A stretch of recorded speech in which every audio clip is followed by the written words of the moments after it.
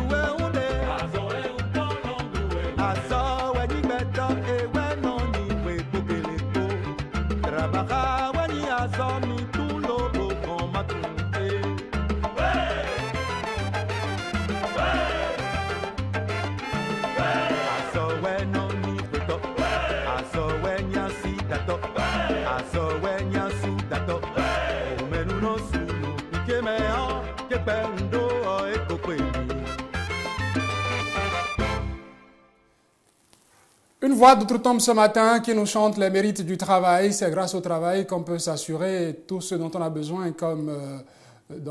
j'ai déjà dit tout ce dont on a besoin, je ne voudrais pas plus dire encore comme besoin. Jonas Pedro, qui lui, entre-temps, avait déjà chanté ce morceau qu'on lui connaît avant de rejoindre le groupe Africando. Et là, c'est l'ensemble, cette orchestration que nous vous proposons aujourd'hui, demain au lendemain de la fête du travail. Je vous l'ai dit, le travail, c'est au quotidien. Lui, il dit qu'il se contente de ce qu'il a. Il n'est pas aussi envieux parce que de l'envie aussi vient des vices donnés. Et nous, sur TH Matin, nous vous accompagnons quel que soit votre domaine de travail pour qu'il vous soit digeste, qu'il vous soit agréable. Et TH Matin, entre autres rubriques, nous allons visiter les titres au niveau des unes des journaux.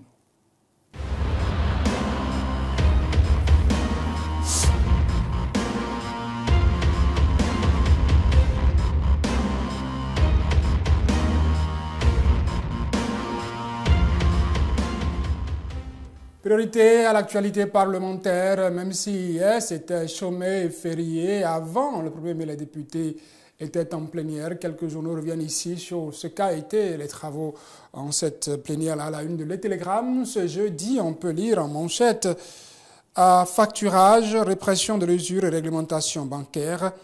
L'Assemblée nationale dote le Bénin de 3 lois majeures. À la une de Nord-Sud quotidien, on peut lire en bas de une Cour spéciale des affaires foncières.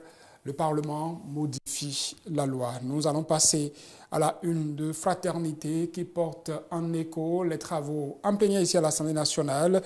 Assemblée nationale, la loi sur la Cour spéciale des affaires foncières modifiée, titre le quotidien de Menontin. Vous le savez, chaque 1er mai, les travailleurs, de différentes manières, essaient de se prononcer, de soumettre leur plateforme revendicative, ce qu'on appellerait par ailleurs cahier de doléances. Hier, la journée a été marquée par une marche appelée par une confédération syndicale. Les journaux parus ce jeudi reviennent sur cette marche et donnent des nouvelles de la célébration du 1er mai. Nous restera la une de Fraternité pour commencer. Fraternité qui nous propose fête du 1er mai 2024, tout sauf récréative, s'exclame Fraternité, fête du 1er mai 2024, tout sauf récréative. La marche de la CSTB réprimée, plus de 70 militants arrêtés. La ministre Adidiatou Matisse appelle au dialogue. Le matinal, fête du travail au Bénin. Les syndicats célèbrent le 1er mai dans la division. Titre le matinal avec la photo des secrétaires généraux de confédération syndicale, avec un accompagnement, la marche de la CSTB étouffée, des manifestants interpellés, le message de la ministre du Travail, les conseils de Todinou à ses successeurs. Que dit Nord-Sud Quotidien? On avait déjà eu un titre à la une de ce journal. On revient pour parler fête du travail. 1er mai 2024, la fête du travail sous tension. Et au quotidien du service public, La Nation, de titrer en sa manchette de ce jeudi, fête internationale du travail au Bénin, des progrès en matière d'emploi, en matière d'emploi et de sécurité sociale. L'autre quotidien, pour finir, avec des titres relatifs au 1er mai, meeting des travailleurs à la une de l'autre quotidien, disais-je, meeting des travailleurs à la bourse du travail. C'est la faim, la misère qui nous a fait sortir, Dixit Anselme Amoursou à la une de l'autre quotidien. Et nous allons finir cette revue avec le potentiel qui change de sujet. Scandale sexuel, abus et escroquerie à la zone économique spéciale de Glodjibé, talons en colère, des têtes tombent à la GDIZ, une vingtaine de personnes suspendues et renvoyées à la maison, 6 autres agents arrêtés et gardés à vue à la BEF. Voilà pour les titres que nous vous proposons pour ces unes des journaux, et vous le savez, au quotidien, pour desservir cette rubrique. Une autre qui n'est pas moins informative, c'est bien évidemment le bulletin d'information, l'actualité vue et vécue par la rédaction de Télé Hémicycle ce matin, comme depuis le début de cette semaine. Estelle, Diane, nous n'ayons Diane, Estelle, c'est bien ça dans l'ordre. Nous n'ayons Diane, Estelle. Voilà. Nous n'ayons Diane, Estelle, Dokbonou, j'allais dire Dekbomando, hein, pour du cocktail. C'est Dokbonou, c'est pas Dekbomando. Bonjour Estelle. Bonjour Saturne. Alors, votre 1er mai, la journée a été faite de quoi? La journée a été reposante. Pour vous? Oui. Ah, tant mieux. Mais on s'est reposé pour mieux revenir ce matin. Absolument. Comme on peut le voir. C'est bien ça. La famille est? Oui, ça va, Saturne. La pêche aussi. Et chez vous? Nous étions au boulot jusqu'au-delà de 20h, 21h. Hier? Parce qu'on était sur une activité, vous le savez. Ah d'accord, des Roisers. Voilà, la dynastie royale des Roisers qui organise la 2e édition de ces retrouvailles. Il y a eu carnaval hier. Donc on était allé couvrir cette caravane qui a parcouru toute la ville de Porto Novo. C'est ça, c'est aussi ça le travail. Hein. Il fallait faire le compte rendu. Donc l'élément est là. La rédaction en chef décidera de l'heure de diffusion. Les téléspectateurs vont certainement suivre ça dans la grande édition de ce jour. À 13h30, pourquoi pas. Alors, l'instant bulletin d'information, c'est avec vous, Estelle Dokbonou.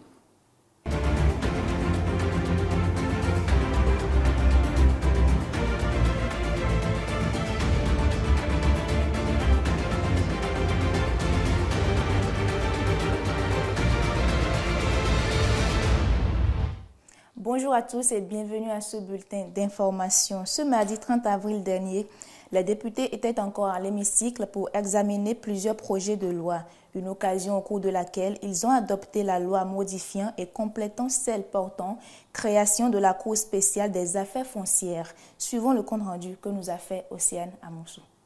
La gestion des domaines et des fonciers recèle en elle plusieurs zones d'ombre sur l'ensemble du territoire national. Après la création d'une Cour spéciale des affaires foncières, le gouvernement a saisi la représentation nationale aux fins de l'adoption de la loi pouvant élargir ses compétences territoriales. Selon la commission des lois, ce projet de loi permettra, entre autres, de régler les problèmes actuels liés à l'expropriation pour cause d'utilité publique. L'adoption de la présente loi favorisera un meilleur suivi des affaires judiciaires, avec plus de transparence sur le déroulement de la procédure et le renforcement de la confiance dans le système judiciaire.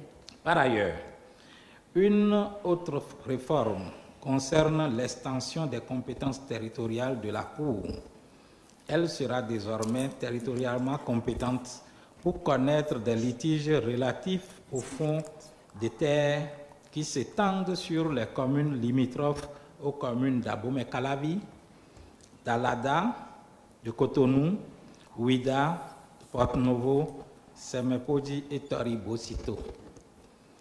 Cette modification élucide plus sur la juridiction compétente en cas de chevauchement de terre entre une commune et celle couverte par la Cour.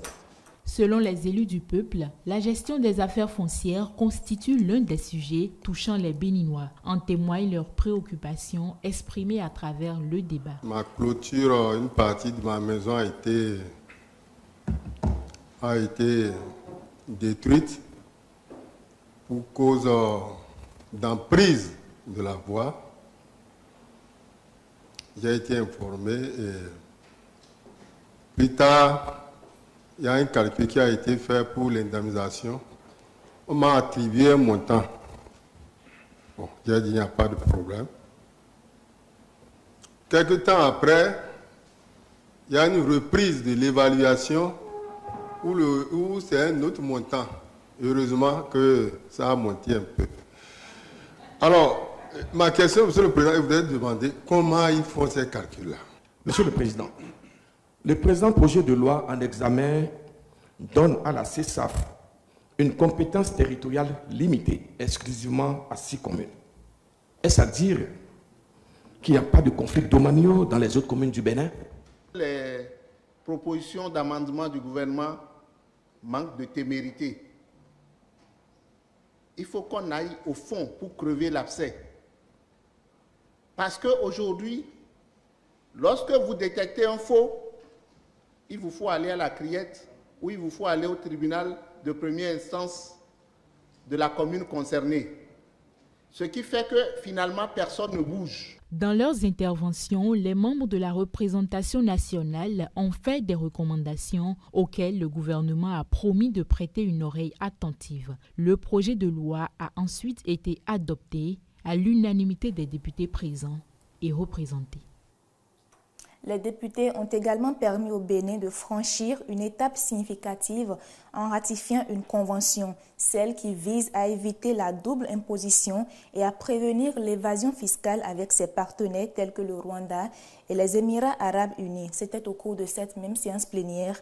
Les précisions avec Stéphanie Dekbomadora.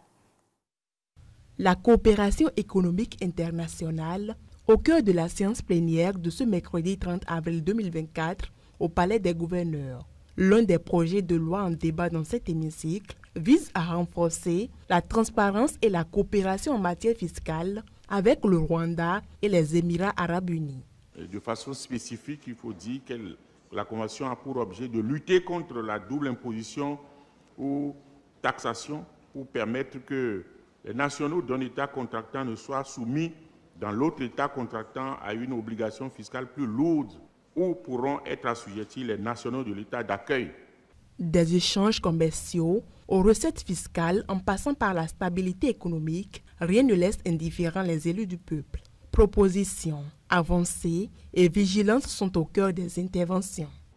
Et je doute fort, Monsieur le Président, que le gouvernement puisse nous dire, en dehors de Rwandais, que les investisseurs rwandais existent au Bénin et que les Béninois font des affaires avec le Rwanda. Et quel serait l'intérêt, Monsieur le Président, de cette convention pour notre pays? Donc, dans le doute, Monsieur le Président, une sagesse nous enseigne de nous abstenir. L'objectif, c'est que nous devenions plus pointus, plus regardants par rapport à ces aspects-là, pour ne pas juste signer des choses pour les autres et non pour nous-mêmes. Le Rwanda ne me semble pas être un paradis fiscal. Si on doit se méfier d'un pays, ici cet après-midi, je crois plutôt que c'est les Émirats arabes unis. Qu'on n'a qu'à voter, le gouvernement restera vigilant pour voir qui sont ces personnes. Et il est de notre responsabilité de faire des choix bons pour le pays et pour nos compatriotes. Et donc, je voudrais solliciter l'adhésion de nos collègues pour l'accord de cette autorisation au gouvernement. Yvon Detchenou, garde des Sceaux, qui représente le gouvernement, apporte des clarifications sur certaines raisons qui sous-tendent le projet. La double imposition, ce n'est pas que des échanges ou des établissements d'entreprise. C'est également une promotion des échanges et une capacité de faire en sorte que des personnes qui seraient intéressées à faire, par exemple, des exportations du Bénin, que ce soit des entreprises béninoises ou des entreprises étrangères, soient intéressées par des produits que nous mettons en mesure d'être exportés. Après les solutions et perspectives préconisées par le gouvernement en vue d'une coopération fiscale renforcée entre ses partenaires, le Rwanda et les Émirats arabes unis, le texte a été adopté par tous les députés présents et représentés. Dans la même séance plénière, le projet de loi modifiant celle portant création, organisation et fonctionnement de la Cour spéciale des affaires foncières a également été adopté par la plénière. Et puis, dans l'après-midi de ce même mardi, les députés ont également examiné et adopté la loi portant autorisation de ratification de l'accord consacrant la mise en œuvre de la décision de la Cour internationale de justice sur le différend frontalier entre le Bénin et son voisin du Nord, le Niger. Une décision consécutive au procès tenu dans ce cadre il y a 19 ans, dont le chef de l'État peut à présent ratifier l'accord qui acte le changement des tracés frontaliers. Le compte rendu de Latif Oubouni. Le projet de loi portant autorisation de l'accord de la mise en œuvre de l'arrêté de la Cour internationale de justice sur le différend frontalier entre le Bénin et le Niger est en examen. Les événements datent de plus de 19 ans. La Commission des relations extérieures, de la coopération au développement, de la défense et de la sécurité a tenu à replonger l'hémicycle dans l'atmosphère de la tenue du procès du différent frontalier. Que vous souvenez que tout le pays, que le Bénin, depuis les indépendances, avait un conflit frontalier, un litige frontalier avec le Niger, et cela a abouti finalement à la saisine de la CIJ qui a rendu une décision. Aujourd'hui, le Bénin part de 112 600 km² à 114 000 km² aujourd'hui. Aujourd'hui, c'est ça notre superficie. Donc l'île de l'Été, c'est vrai, est repartie au Niger, mais les plus grandes îles sont revenues à l'État béninois. Un retour sur les événements d'il y a 19 ans qui aura réveillé les démons des défauts que traîne le pays dans sa gestion des différentes bornes frontalières, défauts fustigés par les élus de toutes les tendances. Mais regardez, sous notre nez ici, à Saint-Mécraqué, progressivement, le Nigeria ronge le territoire béninois. Pour le moment, on ne fait pas attention, mais ça vient. Ça vient parce que vous ne savez même plus quand est-ce que vous êtes au Bénin, puisque c'est le Naira qui circule partout. Nous avons un cas. Je ne sais pas à quel niveau la gestion se trouve actuellement.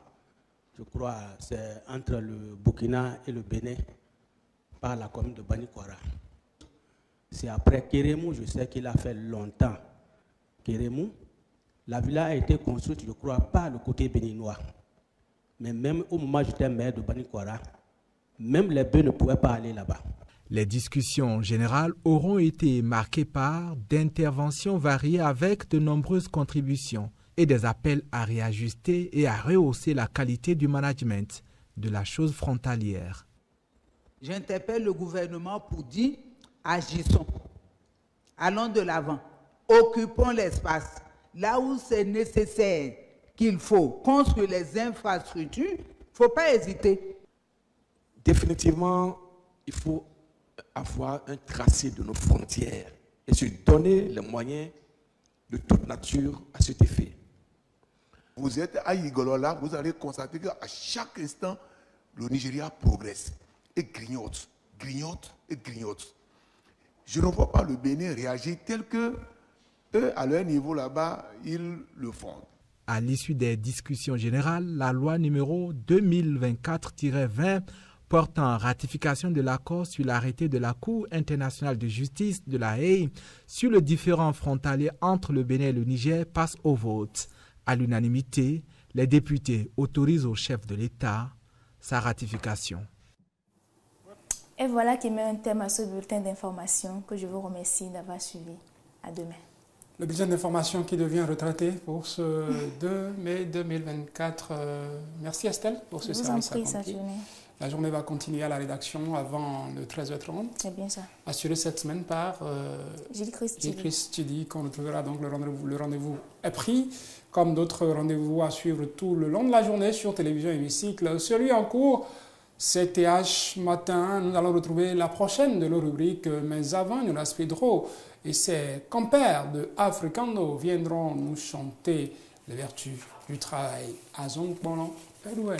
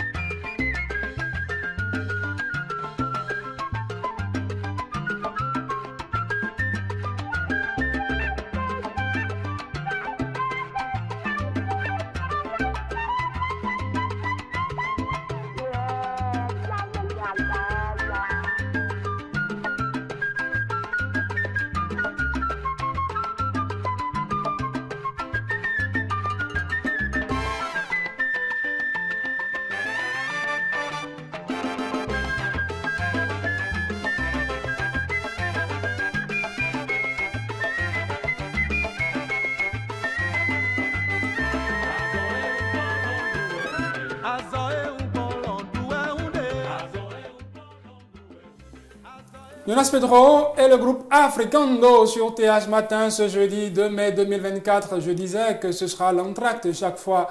Aujourd'hui, ce morceau, ce clip que je vous propose en coup de cœur musical, il est temps pour nous de tourner une autre page.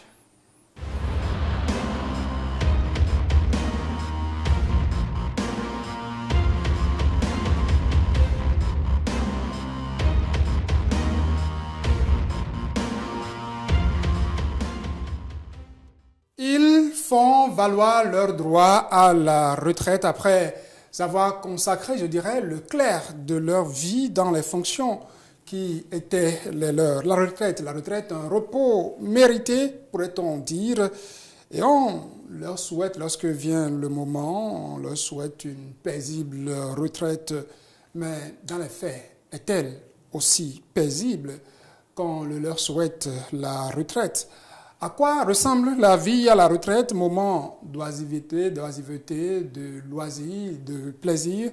Je reçois en plateau un retraité qui a la particularité d'avoir connu l'Assemblée nationale puisqu'il a servi ici avant de faire valoir ses droits à la retraite. Théophile Noutaïs, bonjour. Bien sûr, bonjour, monsieur Yossou, comment allez-vous? Je rends grâce à Dieu, c'est un honneur pour moi de recevoir un aîné. Le plaisir est partagé. Un fonctionnaire parlementaire à la retraite. Vous allez nous expliquer toutes ces catégories qu'on retrouve, les différentes catégories qu'on retrouve parmi les fonctionnaires parlementaires, en tout cas dans la FOPA, puisque je parle d'AFOPA. Vous êtes le président de l'amicale des fonctionnaires parlementaires retraités du Bénin, en sigle AFOPA. Bienvenue sur TH Matin. Très bien. Quand on est retraité, est-ce qu'on célèbre le 1er mai, la fête du travail? Si on veut, hein. Avec des amis, on a des amis encore en activité. En souvenir à ce moment qu'on a passé au travail. Avec des amis qui sont encore en activité. Et parlons de ceux qui sont encore en activité, pour vous qui êtes à la retraite. Et vous arrive certainement de repasser dans votre tête le film de vos 30 ans. Je suppose que vous avez fait 30 ans de carrière. Absolument. J'ai fait 3 décennies. J'ai fait une décennie à la fonction publique avant d'être mis à la disposition de l'Assemblée nationale où j'ai fait 2 décennies. Et parlant de la fonction publique, vous me confiez en antenne qu'au début, l'Assemblée nationale ne recrutait pas, c'est la fonction publique, c'est l'État. Bien sûr, les premiers fonctionnaires ont été mis à la disposition de l'Assemblée nationale par le ministère du Travail. C'est eux qui ont animé l'administration parlementaire avant que l'Assemblée même ne commence par recruter du personnel. Et lorsqu'il vous arrive de repasser le film de vos 30 ans de fonction, qu'est-ce que vous retenez? Qu'est-ce qui vous arrive? Ici ou bien à la fonction publique? De la fonction publique jusqu'à l'Assemblée nationale. J'ai rien regretté. J'ai rien regretté. Et puis, j'ai eu du plaisir à partager ces moments avec des camarades, et des supérieurs comme des collaborateurs. Quelles auraient été les différentes marches que vous aurez parcourues en termes de fonction, en termes de poste? Je suis administrateur en gestion de projet. J'ai commencé aux finances.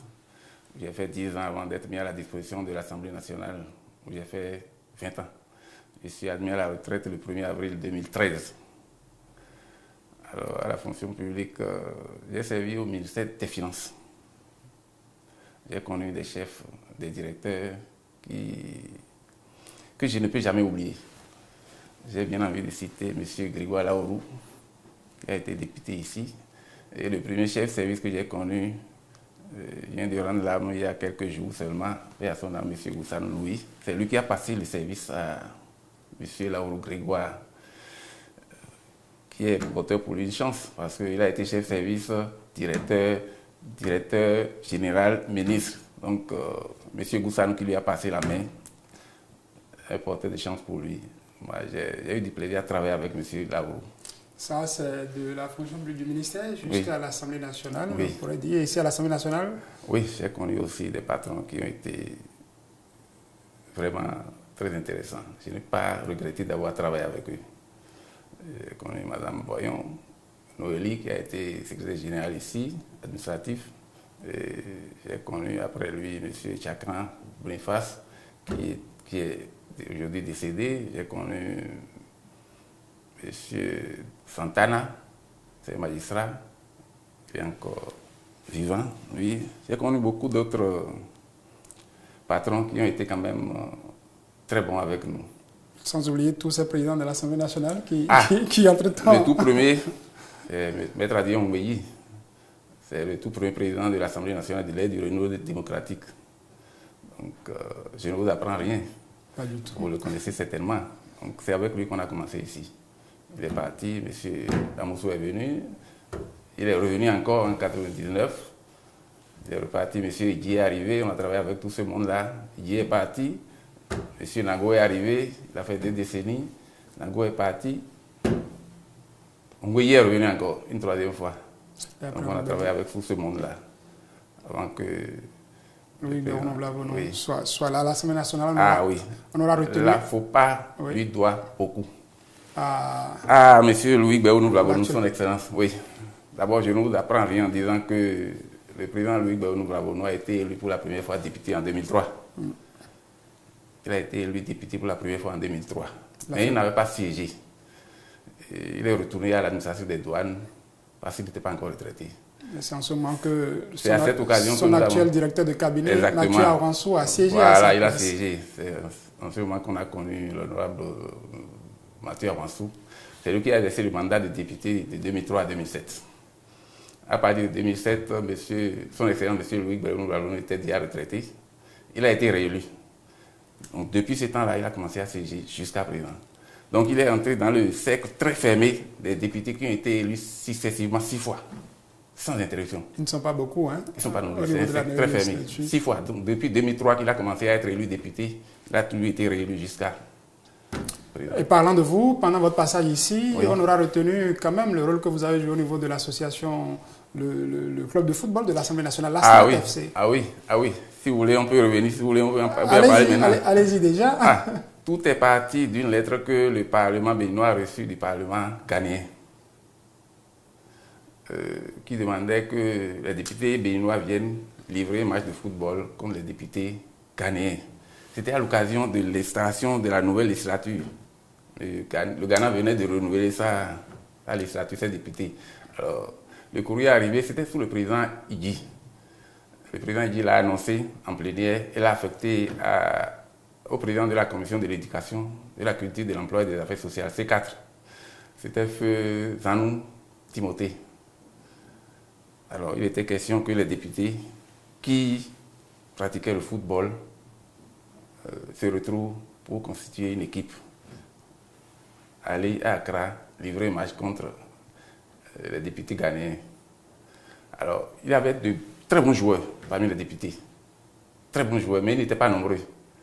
Alors, le président de la commission de l'éducation à l'époque avait alors, sur autorisation du président de l'Assemblée nationale, recruté un entraîneur pour coacher l'équipe.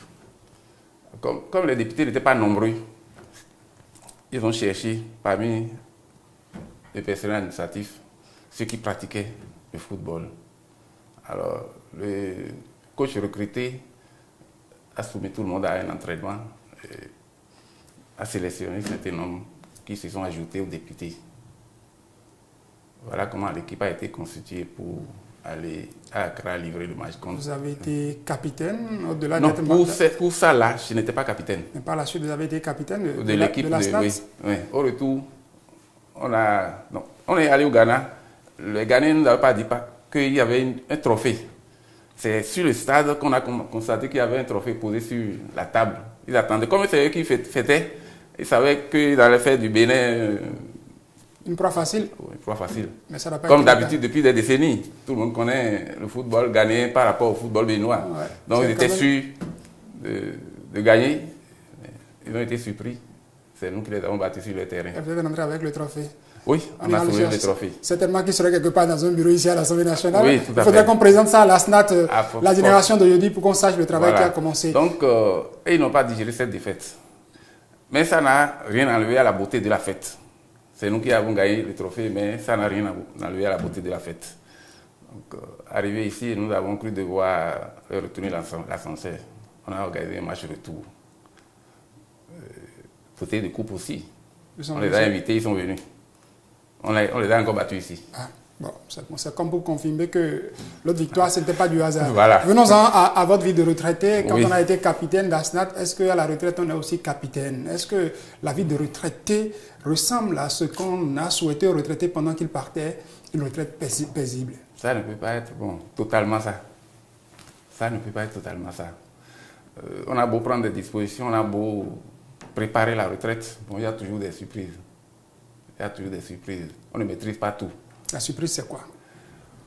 Bon, on pourrait dire a priori, en 30 ans, vous avez économisé, vous avez épargné pour que, quand viendra le moment de la retraite, vous puissiez ne pas être aussi sollicité comme quand vous étiez en fonction. On peut ne pas être sollicité, vous dites? Oui. Pour ne pas être aussi sollicité que pendant que on ne peut pas être aussi sollicité. On est libre de tout engagement, déjà. Oui, on est libre, on peut dormir du matin au soir, à la fin, là, il y a la retraite. C'est le fait de se retirer. C'est la situation d'une personne qui n'exerce plus de profession et qui touche une pension. Donc, quand c'est compris comme ça, donc la retraite, c'est une période où le fonctionnaire doit jouir des fruits de tant d'années de labeur, de stress, de sacrifice et de soumission au sein de sa famille professionnelle. Compris comme ça, le retraité, quand il sait qu'il n'a plus rien à faire, il peut dormir du matin jusqu'au soir et à la fin du mois se présenter à la banque ou au trésor pour prendre son salaire.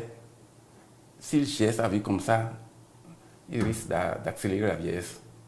Comment doit-il procéder? Parce que cette rubrique, cet entretien est également à l'adresse de ceux qui sont en fonction aujourd'hui. Nous qui sommes en fonction pour qu'on sache comment faire, pour qu'une fois aux portes de la retraite, oui, donc, comme ça ne retrouve plus à... Cette période se doit d'être celle d'activité ralentie, accompagnée de vie associative, qui garantit l'éclosion et l'épanouissement de l'homme mis à l'abri de la solitude et de l'oisiveté intégrale. Voilà ce que je peux dire. Et au niveau de l'amicale, comment vous vous organisez? Au niveau de l'AFOPA? Oui. Nous organisons des sorties récréatives. Parce qu'il y a des gens qui, avant la création de cette amicale, n'étaient jamais sortis de leur maison quand ils sont admis à la retraite. C'est quand nous avons créé l'amicale qu'ils ont commencé par sortir de chez eux. C'est là qu'on a compris que c'était nécessaire de créer une amicale de retraités pour éviter les gens quand même à sortir de chez eux. Parce que les gens, une fois à la retraite, il y en a tout engagement, libres de tout engagement, ils sont sûrs de percevoir la pension à la fin du mois, c'est fini. Est-ce qu'au-delà de ça, rester en inactivité, ne pas sortir, est-ce que ce n'est pas, comme vous l'avez dit, accélérer la vieillesse? Oui. Ou être en train d'attendre carrément que la mort vienne vous chercher? Oui, c'est ça qu'il faut éviter. Il faut éviter de se refermer sur soi-même. Oui, il faut sortir. Est-ce que la pension de retraite suffit aujourd'hui pour le retraité? Ce n'est pas possible. Même le salaire ne suffisait pas. La pension, c'est 60% du salaire, sans même les indemnités qui s'ajoutaient au salaire. Donc, le salaire brut, c'est 60% que le retraité perçoit. Bon, peut-être 62% pour nous qui avons fait la mission d'enseignement, on ajoute un an à ce que nous avons fait, puis c'est 62%. Donc, ça ne peut jamais couvrir vos charges. Et est-ce à dire que pendant que vous étiez en fonction, vous aviez d'autres activités qui aujourd'hui vous permettent de combler ce que la pension n'arrive pas à faire? Il est difficile d'être en activité et d'être en fonction et encore d'essayer d'autres activités, c'est difficile. Vous risquez de vous créer des problèmes avec vos supérieurs hiérarchiques. Vous ne pouvez pas répondre présent à votre lieu de travail et rester d'autres activités. Ce n'est pas possible. Mais investir quand même, il y a des activités pour lesquelles vous n'avez peut-être pas besoin d'être présent. Oui, peut-être il n'y en a pas beaucoup. Et lorsque vous n'êtes pas là, vous n'êtes pas sûr que tout va se passer comme vous le souhaitez. Qu'est-ce que vous auriez conseillé à ceux qui sont en fonction alors aujourd'hui? D'attendre une fois la retraite avant de commencer par explorer d'autres horizons? C'est pourquoi au cours de des activités que nous avons prévues, nous avons organisé une causerie de débat sur le thème la retraite. Comment s'organiser pour aborder sereinement ce virage. Ça s'était passé en août 2021.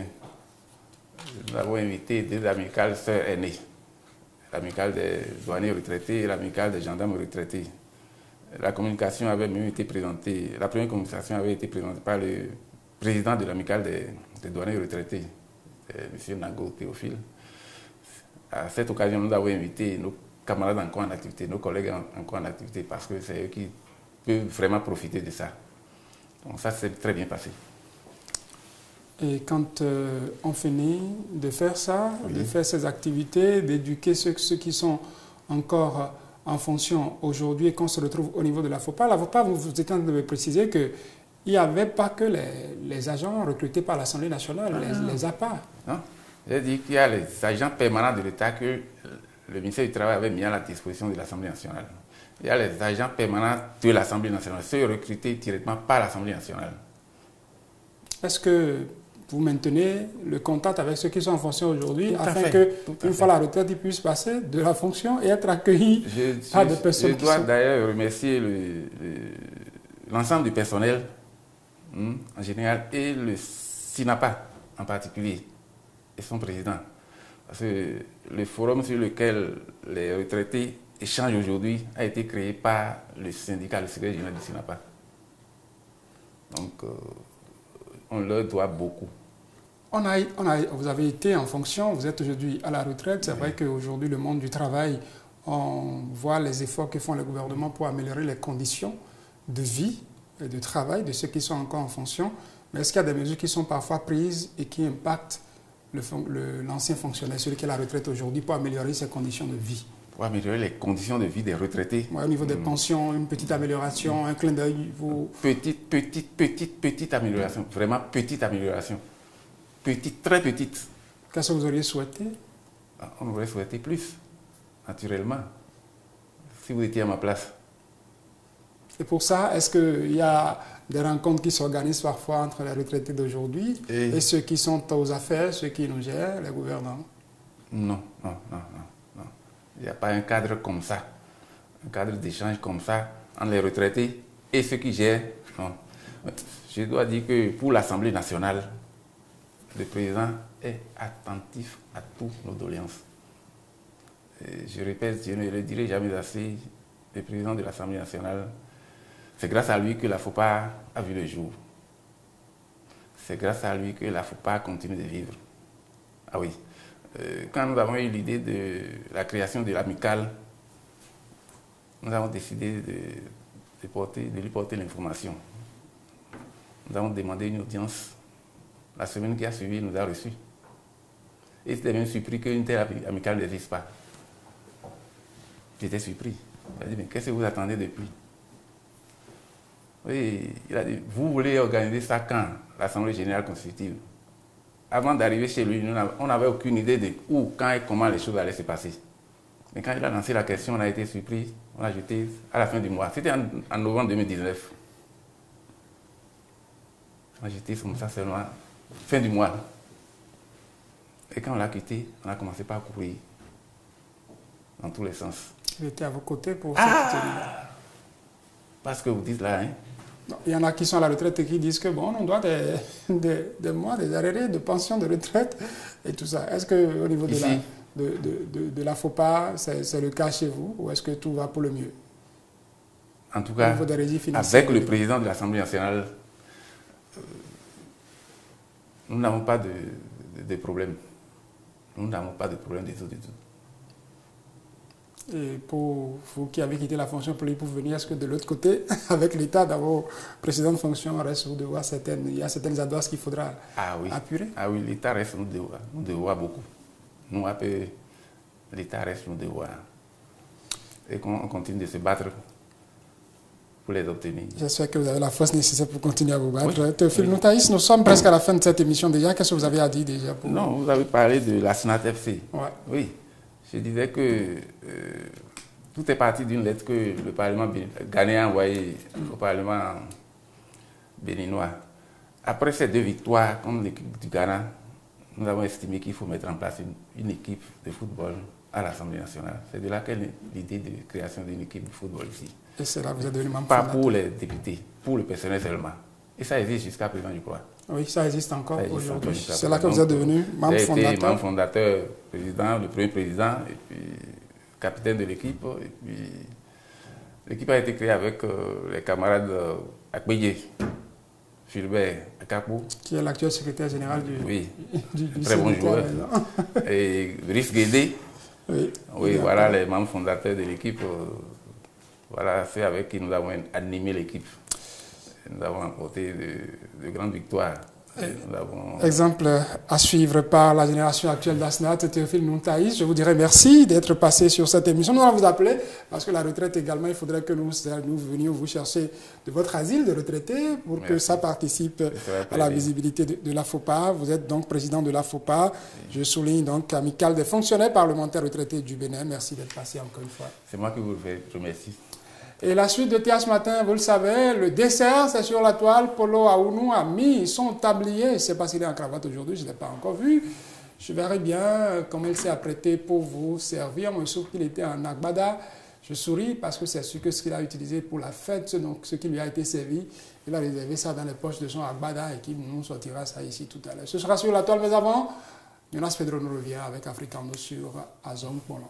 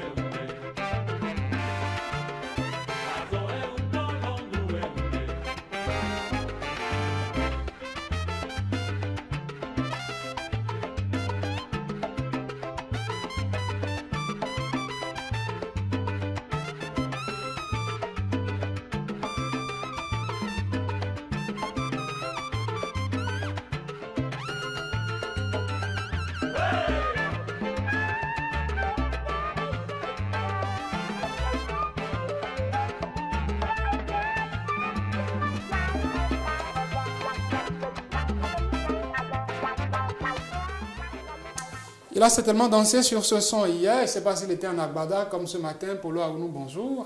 Bonjour, Sartine Yossou.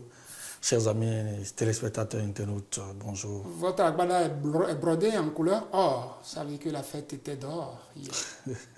Oui, vous savez, c'est une journée pour les travailleurs. Et comme nous travaillons, c'est de droit qu'on fête également comme les autres. Donc, ça a été une très belle journée. Le président de l'Assemblée nationale qui a fait un clin d'œil aux travailleurs à cette journée, ça va être le premier sujet que nous allons aborder sur la toile.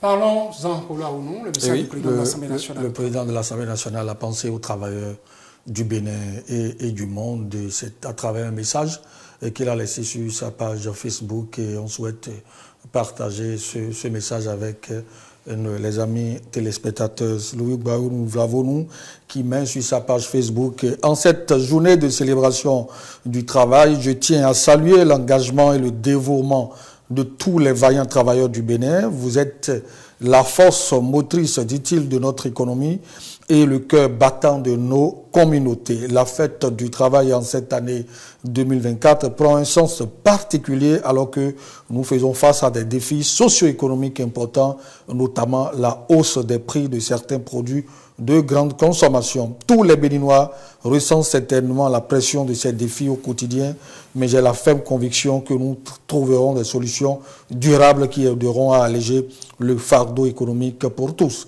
Avec un peu plus de persévérance et de courage au travail, nous surmonterons ensemble ces défis et construirons un avenir meilleur pour nous tous. Bonne fête à tous les travailleurs du Bénin et du monde. Message signé Louis Gbewounou Vlavonou, président de l'Assemblée nationale du Bénin. C'est la preuve que le président de l'Assemblée nationale suit ce qui se passe et reste solidaire à la souffrance du peuple béninois, et il dit que le gouvernement travaillera à trouver des solutions pour que ces moments difficiles que nous traversons puissent être conjugués au passé. En commentaire, nous avons Désiré Aouanimon qui met: il faut aussi penser aux chômeurs en convertissant certaines fonctions d'agents permanents de l'État de 30 ans en un système de rotation par quinzaine pour permettre à la jeunesse d'avoir d'emplois rémunérés par l'État. C'est-à-dire, vous avez 30 ans, quand vous faites 15 ans, vous partez, quelqu'un d'autre vient faire les 15 autres années. Atimi Essé et puis Ange-Marie, les deux ont souhaité et bonne fête au président de l'Assemblée nationale. Puis Séverin, le voyant Djabou qui met, tel que l'État a subventionné les intrants agricoles, qu'il subventionne aussi les produits de haute consommation, comme le riz, le blé, l'huile. Tout le monde ne cultive pas ceci au nom de l'égalité des citoyens devant la loi. Dotonou Sandjo qui dit merci beaucoup au PAN après le message, et puis Léon Agboko qui souhaite bonne fête au président de l'Assemblée nationale. Un tout dernier message pour finir avec ce sujet de Eugène, le diplomate, qui dit en cette journée de travail, j'invite mes chers honorables à proposer des solutions concrètes au gouvernement sur la cherté de la vie au Bénin. On espère le mieux, mais on passe de pire en pire. Vous êtes les représentants du peuple et vous avez le devoir de défendre le peuple pour le mieux-être. Ah, pas de charge, puisque je souhaite qu'on aille jusqu'au troisième sujet aujourd'hui. Le deuxième nous parle de ce braquage qu'il y a eu quelque part au Bénin. Oui, c'est inquiétant parce que on ne peut pas prendre de bus et être confronté à ces situations de braquage. Quand on arrive à ce que 2 bus soient braqués simultanément par des individus sans foi ni loi, je pense qu'il se pose un problème d'insécurité et que les responsables de la police républicaine doivent prendre les responsabilités pour sécuriser cette voie. Il s'agit de 2 bus de transport en commun braqués à Ouessé et 70 voyageurs dépouillés. Plutôt 79 pour 79, j'allais dire, dépouillés. C'était dans la nuit du lundi 29 au mardi 30 avril 2024 que 2 bus de transport en commun ont été attaqués par des braqueurs. Selon les informations du journal Le Potentiel, les voyageurs ont été dépouillés et plusieurs d'entre eux blessés. Les faits se sont produits à Touy, je pense que Touy c'est à Ouessé, dans la commune de Ouessé, département des Collines. Les braqueurs auraient organisé une embuscade contre un premier bus transportant 30 passagers. Pris dans le piège des braqueurs, le conducteur a garé le bus. Armé de machettes et de fusils de fabrication artisanale, les braqueurs ont contraint les passagers à descendre, rapporte Le Potentiel. C'est à ce moment-là qu'un autre bus STM est malheureusement tombé dans le même piège dressé par les criminels avec à bord 49 passagers. Les malfrats ont dévalisé les 79 passagers des 2 autobus. Selon la même source, ils ont emporté, entre autres, de l'argent, des téléphones portables, des ordinateurs et divers objets. Plusieurs voyageurs ont été blessés et ont été transportés à l'hôpital pour recevoir des soins. Une enquête a déjà été lancée par la police pour élucider les circonstances de ce vol à main armée. Commentaire des internautes. TV Ronstan qui met en commentaire, c'est horrible. On pensait que cette étape de l'insécurité était révolue. Il y a de cela quelques années, les éléments de la police républicaine faisaient la patrouille nuit et jour. Vivement que les éléments reprennent leur job de façon plus rigoureuse. Imonlé Asogba, quant à lui, écrit en commentaire, si on pouvait avoir des caméras cachées dans les bus, ce serait bien. Mais on nous envoie des bus qui sont de l'époque de Victor Hugo. Et puis Jampo qui dit c'est triste dans ce pays, tantôt répression sur le port de casque, tantôt braquage, tantôt djihadisme ou encore cherté de la vie. Dieu sait là le dernier mot. Et puis Solange de le reprendre en disant donne-moi un seul pays dans ce monde, dans le monde où tout ce que tu viens d'énumérer n'existe pas. Moi je ne suis ni pour ni contre quelqu'un. Prie pour ton pays. Et Noël, c'est Donoubo qui, quant à lui, met les effets de la cherté. Mais dommage pour les voyageurs de nuit. L'insécurité s'installe partout à nos portes. Braquage à domicile à Ndali et dans le même temps, braquage routier de 2 bus de transport en commun. Là, il y a de quoi avoir peur. Et notre troisième sujet que nous allons quand même aborder, pour loi ou non, c'est une innovation que vous voulez nous proposer, la réalisation, non, pas celui-là, une invention qui fait sensation sur la toile. Nous sommes au Malawi. Au Malawi, c'est une vidéo de la chaîne VOA Afrique et que nous voulons proposer aux amis. Un jeune déscolarisé précocement et qui a fait une invention qui fait vraiment sensation au Malawi. Pour ne pas perdre le temps, c'est la réalisation avec nous. La réalisation, la régie, Laurel Lacbovo et tous les autres collègues nous permettront de suivre cette vidéo. L'innovation de l'inventeur Ernest Indro vise principalement à économiser l'argent que les villageois dépensent pour acheter des torches et des piles pour éclairer leur maison. Après avoir réalisé que nous étions confrontés à de nombreux problèmes sans utiliser l'électricité, j'ai pensé à essayer de produire de l'électricité. Maintenant, nous y sommes. Ce jeune homme de 18 ans, qui a abandonné ses études secondaires, explique que son générateur produit 1000 volts d'électricité. Il a maintenant raccordé 9 maisons à un transformateur qu'il a lui-même fabriqué. Ce système génère de l'électricité à partir de l'air. Pour allumer une ampoule, j'utilise l'énergie stockée dans des bouteilles. J'expérimente l'énergie magnétique pour déterminer la quantité d'électricité que je peux produire. Ensuite, je produis de l'électricité en fonction du nombre de maisons que je veux approvisionner. Mais les experts se plaignent du fait qu'Andrew n'explique pas comment il utilise l'air pour produire de l'électricité, ou ils estiment qu'il pourrait le cacher délibérément pour empêcher les autres de le copier. Nous ne savons pas quel type d'air il utilise. Nous ne savons pas ce que fait l'air pour produire de l'énergie. Et il ne le dit pas. Nous ne savons pas comment il introduit de l'air dans son système pour produire de l'électricité et il ne l'explique pas. Alors, comment pouvons-nous apprécier? Comment pouvons-nous aider en tant qu'ingénieurs? Katumba affirme que si l'innovation d'Andrew s'avérait réelle, elle serait considérée comme l'une des plus extraordinaires au monde. L'innovation a convaincu des voisins sceptiques. Mary Ferry fait partie des bénéficiaires de l'électricité gratuite. Je faisais partie de ceux qui doutaient de sa capacité à produire de l'électricité que nous pourrions utiliser dans nos maisons. Mais quand j'ai vu qu'il avait réussi à raccorder la maison de ses parents, je lui ai demandé de raccorder aussi la mienne. Maintenant, la vie est simple. Les villageois utilisent également l'électricité gratuite pour charger les téléphones et brancher les rasoirs électriques. La mère d'Andrew, Evelyn Chinguo, dit que son fils a abandonné l'école en 2018 parce qu'il ne pouvait pas payer les frais de scolarité. Je lance un appel aux bienfaiteurs pour qu'ils aident ce garçon à poursuivre son éducation en le renvoyant à l'école pour améliorer ses idées novatrices car les connaissances qu'il utilise maintenant sont innées. Le ministre de l'Énergie, Ibrahim Matola, a récemment exprimé son appréciation pour les... Alors, ouais, ce qui est de ce visuel de nos collègues de VOA Polo, nous allons aller rapidement sur les commentaires. David Bila qui dit une très belle innovation. Bravo génie africain pour cette belle innovation en génie électrique. Je sais que ce n'est pas seulement le Malawi qui gagne, mais l'Afrique tout entière. Je suis David Bila, ingénieur et master en génétique. Je suis sans doute époustouflé par sa plus grande innovation et sa plus grande capacité de réflexion et de créativité. Bravo à toi, jeune frère, et va plus loin. Justin Diagam qui dit quel est ce pays qui ne comprend pas qu'il faut protéger ce génie. C'est incroyable. Le gouvernement lui envoie les matériels pour mesurer l'énergie au lieu de lui trouver un espace approprié pour qu'il progresse dans ses recherches. Et puis Daniel Nguema qui dit l'Afrique a un incroyable talent. Les Africains n'ont pas besoin d'aller dans de grandes universités pour tout apprendre car ils ont le génie créateur en eux, le talent, ils naissent avec eux. Avec nous sommes divins. Et puis un tout dernier commentaire de Yolande Yabala qui dit toi qui es expert en électricité, tu t'es plaint de son petit savoir, pourquoi tu veux connaître le détail de son invention. C'est pour lui soutirer et aller faire valider dans son dos et récolter le fruit.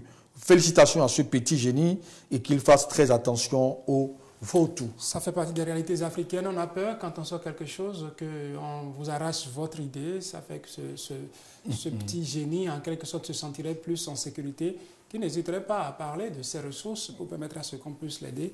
J'espère qu'on trouvera les moyens de le prendre, de le mettre davantage dans des conditions pour qu'il puisse produire davantage. Et oui, je pense que c'est le rôle également du gouvernement de son pays de protéger ce jeune homme et de le mettre dans des conditions et pour qu'il puisse expliquer comment c'est arrivé et lui garantit également le droit de bénéficier des fruits de son invention. Sur la toile, ce sera lundi prochain. Oui. Mais avant, la fête du travail va continuer ici parce que si vous êtes mis en cette agbada de circonstances, j'espère que vous n'êtes pas comme celui-là qui demandait à ce qu'on vienne à Porto Novo, Vont Média Production, pour prendre du Atassi. Vous savez de qui je parle? Je ne sais pas. Bon, je dis bonjour à Octave Adjourou, chef service adjoint télévision et musique. Non, on a des comptes à se régler après cette émission. On sera du côté de Fitrocel le samedi pour fêter. Ça, c'est pour le personnel parlementaire. Mais en avant, à la DECI, comme à la direction des services de l'information et de la communication, André Dossa, James William Bagidi, les deux directeurs, en tout cas le directeur et son adjoint.